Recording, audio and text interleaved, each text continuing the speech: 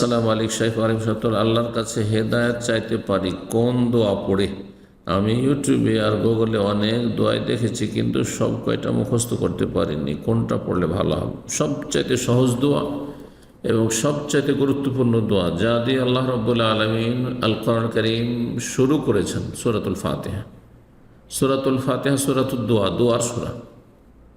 এতে রয়েছে ইহদিনাস সিরাতাল মুস্তাকিম, আল্লাহ আমাদেরকে সহজ সরল পথ, জান্নাতের পথ দেখাও, সোজা পথের পথিক বানাও। এ হচ্ছে হেদায়েতের দোয়া। এছাড়া নবী সাল্লাল্লাহু আলাইহি সাল্লামের হাদিস আল্লাহুম্মা হদিনি ওয়াসাদ্দিদনি, এছাড়া দুই সিজদার মাঝে আল্লাহুম্মা গফিরলি ওয়ারহামনি ওয়াহদিনি ওয়াআফিনি ওয়াহদিনি, আল্লাহ আমাকে হেদায়েত দান করুন, ওয়াআফিনি ওয়ারযুকনি। জি, নিজের ভাষায় দোয়া করবেন। আরবি ভাষায় দোয়া করতে হবে, বুঝেন আর না বুঝেন এটি ভুল কথা।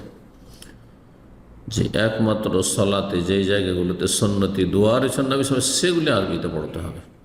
আর বাকি আপনার আমার দোয়ার জন্য মাতৃভাষায় যথেষ্ট। আর মাতৃভাষায় দোয়া করলে আপনি বেশি মনোযোগী হইতে পারেন। বলছেন, আসসালামু আলাইকুম শাইখ। ওয়ালাইকুম আসসালাম ওয়া রাহমাতুল্লাহ। পরিবারের মা বোন কেউ কোরআন সুন্নাহ পুরোপুরি মানে না, আল্লাহ হিদায়াত দান করুন। দোয়া করতে থাকেন, চেষ্টা করতে থাকেন, দোয়া এবং দাওয়াত, দিনের দাওয়াত দিতে থাকেন এবং আল্লাহর কাছে দোয়া করতে থাকেন। ছেলে বৌমা মিলে তাদেরকে বারবার কোরআন ও সহিহ হাদিস মোতাবেক আমল করার কথা বলা হলে তারা রিঅ্যাক্ট করে। তা তো করবে, তাদেরকে কষ্ট লাগবে, স্বাভাবিক। যারা ঈমানদার নয়, যারা দিন থেকে দূরে, ভালো কথা বললে কষ্ট লাগবে। তাছাড়া পরিবারে ছেলের বউ একটু কম কথা বলে, এজন্য তারা মনে করে যে তাদের দেখতে চায় না। কম কেন কথা বলবেন? প্রয়োজনে কথা বলবেন, একবার অতিরিক্ত কথা বলবেন না, যাতে ভুল হওয়ার সম্ভাবনা বেশি থাকে। আর একেবারে চুপ থাকবেন না, কারণ বেশি নীরব থাকলে মানুষে বিভিন্ন রকম সন্দেহ করবে।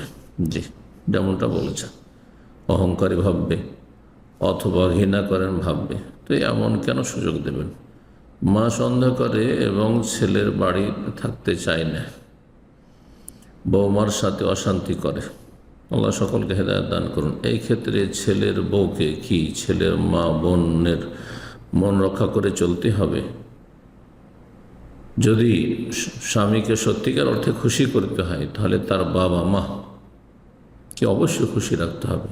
এমন কোনো ছেলে মেয়ে ইমানদার আল্লাহ ভীরু হতে পারেন না যে নিজে সুখে থাকবে বাপ মাকে ছাড়া।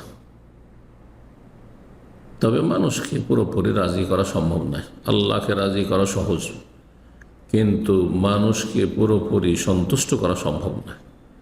ফাসাদ্দিদু ওয়া কারিবু, নবী সাল্লাল্লাহু আলাইহি ওয়াসাল্লাম হাদিস। যথাসাধ্য চেষ্টা করে যাবেন, মধ্যম পন্থা অবলম্বন করবেন, বাড়াবাড়ি ছাড়াছাড়ি নয়,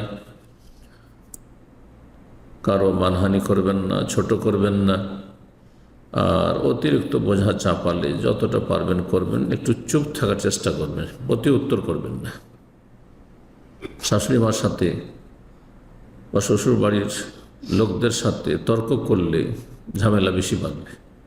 সুতরাং এগুলো থেকে বেঁচে থাকতে হবে। আল্লাহ তৌফিক দান করে।